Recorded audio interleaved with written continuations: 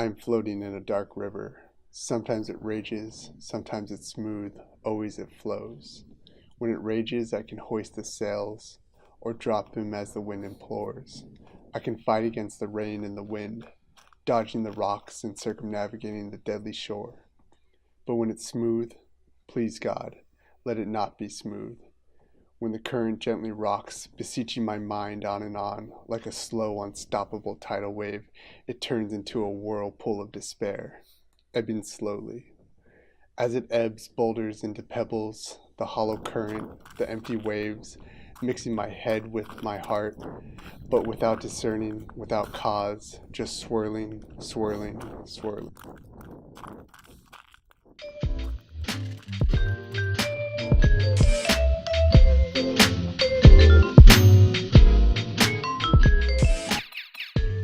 What's up, everybody, and welcome to Ranger Candy Running. My name's Wayne Capasillo. In the intro, you heard a great warrior poem from Luke Ryan called The Dark River. We're going to go more into that actual poem later in the show, but first let's get into the breakdown of our training last week. On Monday, New England got hit by a pretty good winter storm. It was pretty nasty out, so I had to go into the gym and onto the treadmill. I ended up getting about 8 miles before I started going insane, just staring at a wall. I hate stationary equipment. I hate treadmills. So I was just going to make up for it later in the week. On Tuesday, no matter what the conditions were, I wanted to get outside and back into nature. I ended up getting about 10.5 miles on the trail. The trail was terrible. It was frozen. There was like snow on top of ice, so then you would sink in and then slide around. I got some pretty good trail thoughts on that day also. So I've been running on the side of the trail and there's fresh snow on both sides. And you know, I really thought that it would hurt my joints or it would hurt my legs and be a lot harder to run in. But surprisingly, it seems to be helping my foot strike and seems to be helping absorb a lot of the crashing of my feet. I have a pretty heavy foot strike and it's pretty much like running on big piles of leaves. And I think it might hurt me tomorrow, maybe my calves and my shins, because I do feel my feet slipping. But it is providing really good cushion for my feet. Maybe on my next video I will see how much sore my actual feet get when I run on snow like this. Very interesting. I haven't ran in snow for a while. I haven't ran in snow since Montana, where I'd actually wear boots. And I would always have knee problems with those because I was wearing boots and running, which is a terrible idea. So the sun went down, and what I said about the wonderful cushiony snow on the trail was a total lie. It's quicksand and it's destroying my pace. I'm running about an 11-minute or more mile pace and I'm struggling. I'm pretty much running on the beach, but it's slippery and I've almost fallen on my ass a couple times. So I take back what I said. It is not wonderful and cushiony. It is terrible and sand sunky. But it is one thing. Oh man, dying. So I'm on mile 6 of 10. And the one thing that I've noticed when I'm trying to focus on not slipping and not falling while running is I lose concentration on my breathing. So I've been mouth breathing for about 6 miles and it's totally killing my cardio along with running in the stupid snow. So there's that. Lesson learned. I should have planned on being out here for a lot longer. Thought it was only going to take about an hour and a half. But at my pace right now, it's gonna be like 2 miles for 10, 2 hours for 10 miles, which is basically a brisk walk. So as you can tell, on Tuesday, I got kind of destroyed from the snow and sliding around. It was a little bit longer run than I usually do. It's 10.5 miles. So on Wednesday, I just did a recovery run, 5 miles, nice and slow and easy, stretched out, let my body recover a little bit. Unfortunately, on Thursday, I got a wildfire in my butt and decided to do a half marathon. I did 13.1 miles. It was pretty slow still, but it was a lot longer than I normally do on training runs or anything really. So I got through that actual half marathon, and I got a trail thought on that one also. So, trail thought. Definitely do your map reconnaissance when you're going out for a long run. I was running on the trail and I decided to divert into a state park, and I got kind of lost. So now I'm kind of on this like cool windy road, and it's dark, no street lights, and definitely don't want to be running on this road just because it's pretty narrow at night. I do have a sweet PT belt, which, you always got to have safety first. Check that out. I don't know if you guys can see that, but it's definitely not going to help too much. But map reconnaissance, do your map reconnaissance. All right. Well, I totally forgot until I watched that actual clip that I got lost during that run. I went into a park and I popped out of this like random road and I had to find my way back. By the time I got back onto the trail, I was at like 11 miles, so I just decided to do that half marathon. After that, I was kind of destroyed after that run. So on Friday, I just took a day off, took an Epsom salt bath and just recovered, drank a lot of water and let my body recuperate as much as it could. On Saturday, I went out and actually did a 12-mile run. I forgot to do any trail thoughts, but I did get a lot of cool scenery, and it was like really at that golden hour. And with this Pixel 3 I can actually run and kind of do like dolly shots and stuff with it. So there's some good scenery stuff and outtakes that I actually got from that. For Sunday, I took the day, a nice recovery day, drank a bunch of beer, ate a bunch of food I probably shouldn't have. Probably should have had a salad or replenish my nutrients and hydrated, but it didn't end up that way. Enjoyed the day though, so that's all that really matters. I ended up getting 48.6 miles last week. Hopefully I can ramp that up to 50 to 60 miles a week in the next couple weeks, and then move that number from 70 to 90 miles a week in the next couple months, pending any injuries or anything that actually pops up. But with the breakdown done, let's get into the warrior poem breakdown. I did this Skype interview with Luke Ryan, and I hope you really enjoy it. This is a conversation that we had about the Dark River and what it meant to us and how we thought about it throughout the week. All right, so we have Luke Ryan with us. Thanks for joining us. What's up? How's it going? How you doing, man? Good. Just hanging out. It's cold. It's New York, upstate New York, freezing. Yeah, it's good. It's completely freezing down here. I'm gonna have to wear like a full mask and everything when I'm running. Oh yeah, when you go running. Yeah. Yeah, it sucks. It's like I try to go a little bit further, but then I'm like freezing, so I have to kind of stop sometimes. Yeah, I was running somewhere before, and like I had a mask on and like a black sweater and like black sweatpants, and I was like, dude, if I had like a backpack on, people would just assume that I was like running away from like a bank robbery or something, because nobody's running outside. So like, yeah, super sketchy.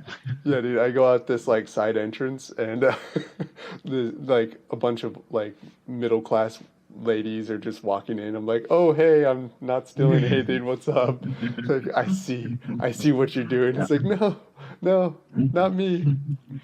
But so for this week, I was reading through The Dark River, the poem that you wrote for the Freak, and through or before every run, I usually try to read through it, and then the first half of my run, I think about the poem, and then the second half I'll like listen to a podcast or something. So I Right. had a lot of cool thoughts on the poem and where it's been going. I actually read it when you first actually had it, and we we had it on the Morning Marauder show, and I had my thoughts on that. But the more and more I thought about it, more stuff actually came from that poem. Um, so when you were actually writing it, what were your initial thoughts, or what were you really thinking on when you were working through this poem? Yeah, I mean, I was just trying to like figure out how to illustrate this idea that guys like us and a lot of people,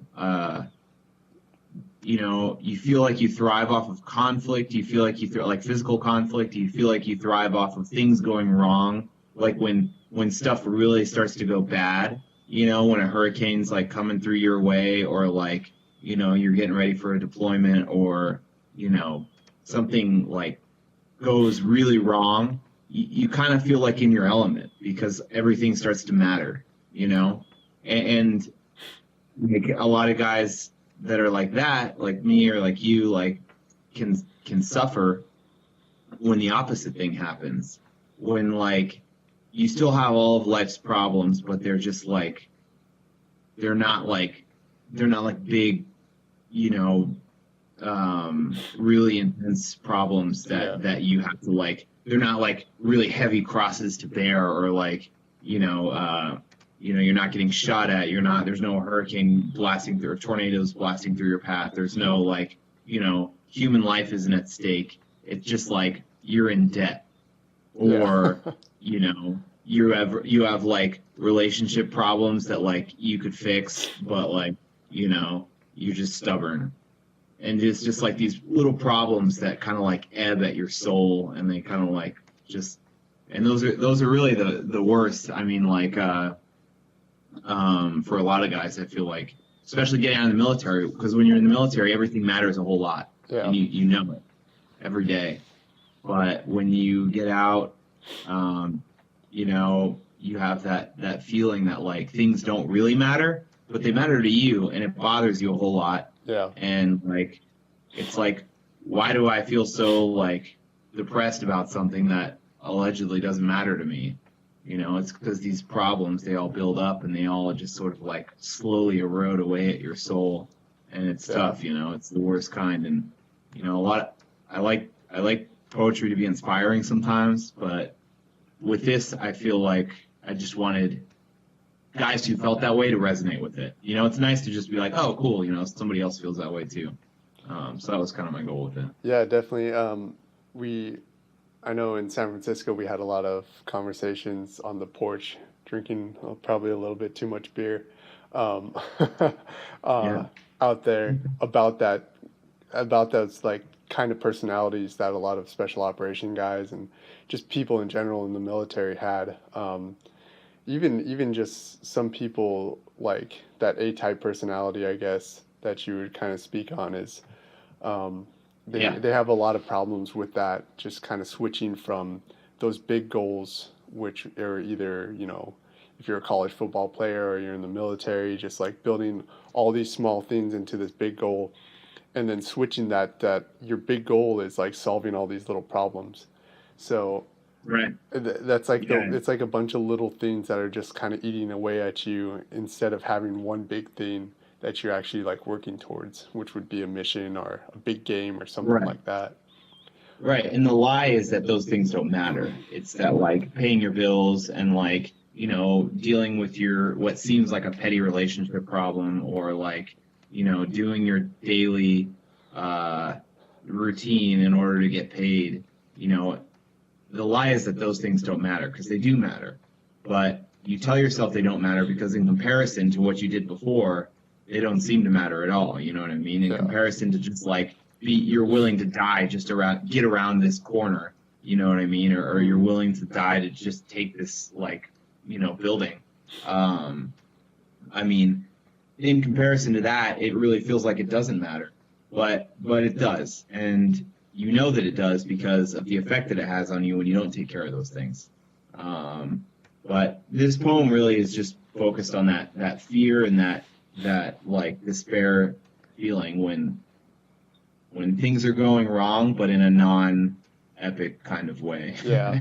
In a way that just sucks. That's just the daily modern grind of American life that a lot of like lower class, middle class people feel, that you're just like, it just sucks, man. And you just gotta like get through it. And that's sort of like what I was going for. Yeah, man. And like when I was actually running and thinking about this throughout my runs through the week, even through all of Run Ranger Run, I really noticed that like one thing that I've been missing is those big goals. And when I set those big goals, all the little things that you're like talking about right now, I focus more on them when I have a big goal to include into that. So with Run Ranger Run, I've really been pushing my running and really been pushing those goals. And now I have a bigger ultimate goal of like running an ultra marathon, trying to ultimately do a 100-mile race. And like those smaller goals or those smaller problems have been really kind of not been a big problem because I have a big goal to actually deal with. So now I have to man, I can't even say that word. Like section off my goals. So I have a big physical goal, I have a big job goal, I have a big family goal, instead of like I'm only training to go and be the best ranger that I can, and that's my one big goal. So now that one big goal is like kind of switched off to a bunch of little smaller goals, but they're still big. And I've noticed that like my crazy mentality and my crazy like thought process and personality has been a little bit more subdued, and I'm a lot happier when I'm like pushing myself in business and in physical and in family and everything. And that's the next step of this poem. I mean, this poem is just sort of there to outline like that terrible fear and like disdain that guys like us have for the struggles of non-distinctive, like this isn't like an obvious conflict. This is something that's like, just trying to pay your bills or something like that, and how that's so much worse than being in a, in its own way, it's not worse than being in a firefight, but it's in its own way, it's different, and it ebbs at your soul and erodes your soul in a different way. But the next step of that is to understand and realize that those conflicts still matter, and you still have to deal with them. And you shirk them. You can't push them to the side, and yeah. Well, we've been friends for so long, and you don't really say that or say this much to like your friends. Is like, I really appreciate the stuff that you've been putting out. It's been really reflective, or I've been able to be really reflective on a lot of work that you guys been like putting out, and especially these like poems have been hitting me in a way that like I never really thought, because I'm just a regular dude, and regular dudes don't really read poems, or like spoken word, or like however I'm not really introspective unless I'm like working really hard. So having a good outline and a good like mantra to think about when you're running has been like really introspective for me. So definitely keep up the good work. Introspection is what it's all about, bro. Yeah, man. It's the warriors throughout the ages and philosophers too. It's all about body and mind. Yeah, definitely keep it up, man. And how I'm like working on my mental. Maybe you can work on that fupa you got.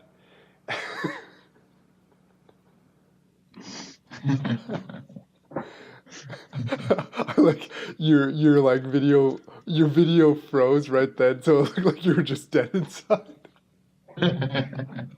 All right, man. Well, lucky for you, I am. Yeah. All right. Well, thanks for talking with me, and we'll see you next week. There you have it. That was an interview with Luke Ryan about the Dark River. it's always nice to have an outside source to talk about warrior poetry and the thought process behind, how we comprehend these poems and what we actually really think about them. If you want to look at more of Luke Ryan's work, just go to thefreakmedia.com and search Luke Ryan, or go to the creative section. He has a lot of articles on there, a lot of poems, and you can check him out there. Now let's move on to the last segment of the show, where we talk about what podcasts, music, audiobooks that we're actually listening to throughout the week.